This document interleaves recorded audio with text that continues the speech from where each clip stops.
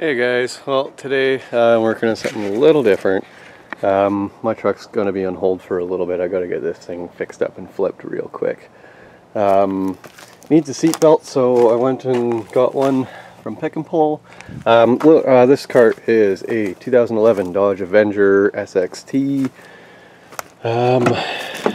Yeah, don't really want to get into the history of this car, but it needs a seat belt. So I got that one. Actually, those are pretty close. That's out of an 08. So anyways, I gotta get this thing past safety out here. It's from Saskatchewan. So I've got to change the seat belt. I've got to change a upper rear link. And then I think it should be good. I think. We'll find out. I'll do a safety, or maybe I'll have somebody inspect it and then get a free quote if I can. But anyways, I got to do the seatbelt on this thing. What I'm going to do first is take this one out, set it beside that one, and compare them, because in 2011 they changed a whole bunch of stuff. The dash is different, the grill's different, yeah, a lot of the interior is different. Oh, excuse me. So we'll get started. Okay. I don't think you guys ever saw this car. I don't think I made a video of it. But anyways, yeah, let's get the seatbelt done. Well, the first thing that comes off is this. It's the seatbelt cover for the seat. It just pulls up, and then you have access to that. That is a Torx 50. But when the auto parts is out of Torx 50s, a Torx 47 will work. It's just a little on the loose side, so make sure you got a good bite. Now that the bottom half of it is loose, the next thing you need to do is, behind this SRS symbol, there is a Phillips head screwdriver. Ask me how I know. Great thing about Pick and Pull is you can figure out how stuff comes apart before you actually do it on your car. So I'll get this panel out, and these have got this rubber trim's got to come off as well, to expose that area there, because this whole section has to come off. If you don't have a special tool to get that out, what I do is I just pull on it a little bit and then get your finger in behind it and give it a bit of a push on the backside screwdriver, pop it out. So there's a Phillips screw behind that. You got to open the back door, pull that rubber around from it too, and then this just pulls straight out. There's two small anchor points there and there. I think there's two more here, and then this thing's just got the Phillips screw holder on. Okay, what I did is I took the whole assembly and I just pushed a button on my camera. Don't do that. Okay, now I can see again. Took the whole assembly, slid it back, and then pushed it down into here, and then you got enough room to get that thing out. You'll feed this all through that opening in there, and then we've got another Torx 50 there, and then one there. There will be a switch, not a switch, a plug on the top, and then there's another one down, I believe, on this side. So far they look the same. That's a good thing. Okay, so when you're taking her out, lift her up to the top, slide the bottom out. So then you got that one there, and that one right there. So that freaking sucks. Maybe I'll detonate this just for fun. There's no core or anything on it. But anyways, I'll set it beside that one and compare them and see where we're at. Well, good news is they're identical. Bad news is they are very different colors. So I'm gonna have to figure out how to dye this. Yeah, this clip. I kinda messed it up a little bit learning how to take it out.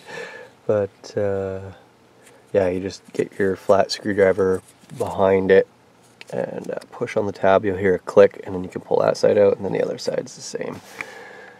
Huzzah! Well, got the seat belt installed, so that's awesome. One more thing off the list. The only thing is I couldn't dye it because apparently it compromises the structural integrity of the belt. It'll start deteriorating it, and then it's no good, but it's close enough. I think it's close enough. You won't even notice. I'll clean that up and she'll be good to go.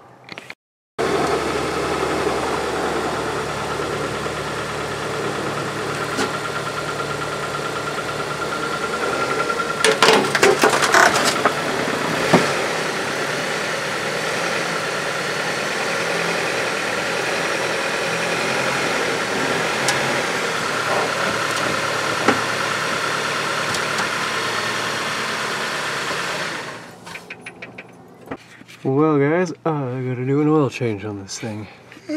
Hi bags. What's up? So there does appear to be a small leak coming from the tranny, so that could account for where that fluid's coming from. But yeah, we'll get a pan so we can catch all the oil, and then we will drain it, change that guy, and top her back up. See how freaking black this stuff is.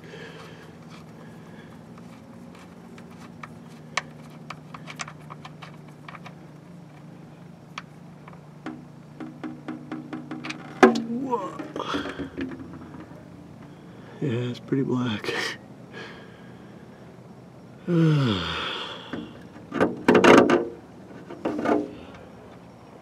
It's actually not as bad as I thought it was.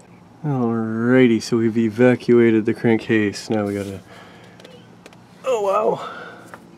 Well, that's kind of a good thing that it wasn't done up stupid tight. A lot of guys will over tighten them, and then you'll fight like hell to get the thing off. There we go! New oil filter on, and all its frammy goodness. I just went with most cost effective. I just gotta get this car sold. So now I'll have to address this because they're not going to pass that if it's leaking. So I think what I'm going to do is wait until I've got a little bit more money so I can get some ATF for this thing, and then I'll drop this and I'll have a good look at the valve body, because there is definitely an issue in the car now. When you were in 6th cruising about 100 and you were trying to accelerate to pass somebody or going up a slight incline, it would surge and jerk and buck. As soon as you dropped it into 5th, it was totally fine. So it was like it was gripping and then not gripping, not slipping, but I'm not sure how to explain it. But yeah, I'll probably end up dropping this pan and having a look at that once I get some ATF. So I'll finish the oil change for now, and then she should be good to go. Yeah, another thing I gotta do is a couple of these are missing. So when I was at Pick and Pull getting that seatbelt, I grabbed a couple, so I'll be able to put them on and secure this top piece. So they're just super easy. They unscrew, little ball on the top, and then that whole cover will snap into place. Alright, so the oil change is complete. Oil level is perfect. It's about 2/3 of the way up on the safe mark, so I'm happy with that. So when I got the car, I put HIDs in it, and I had the ballast secured. That one was laying down there, and I guess it got hammered off the frame, so that one wasn't working the whole way back.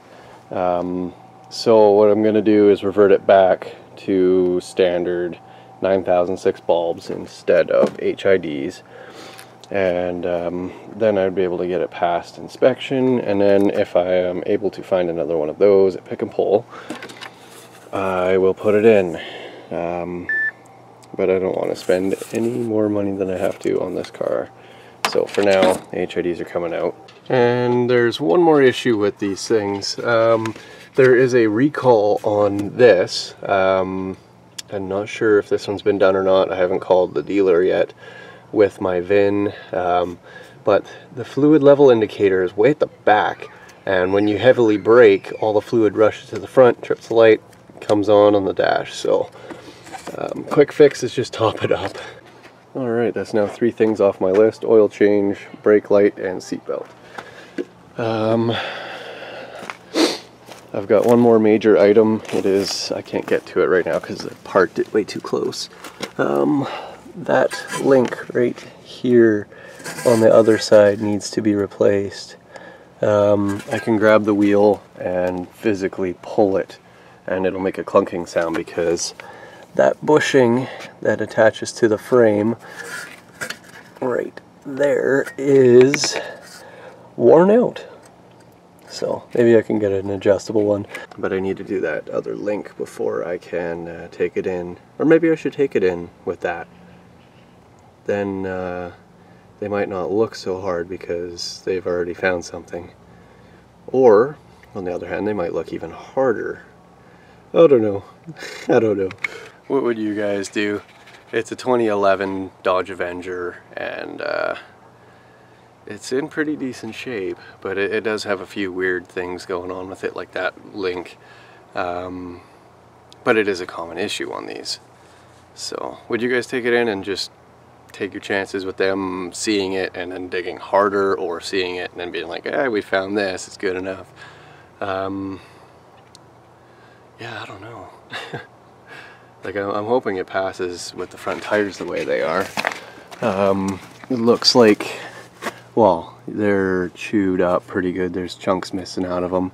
Almost looks like it had been parked in gravel and then floored multiple times because of how chewed up the tires are. And keep in mind, this is after me having driven it. So it has smoothed out because I drove it 1,600 kilometers on highway. So that'll knock off a bit of the edges and stuff, but like this, just so chewed up. Yeah, I don't know. I'm really not happy about this car. Really not overly impressed. It was a bad deal. So anyways, I'll probably end the video here. I'm gonna go have a nap, I think. Still recovering. It was 44 or 45 hours in vehicles to go get this thing and come back.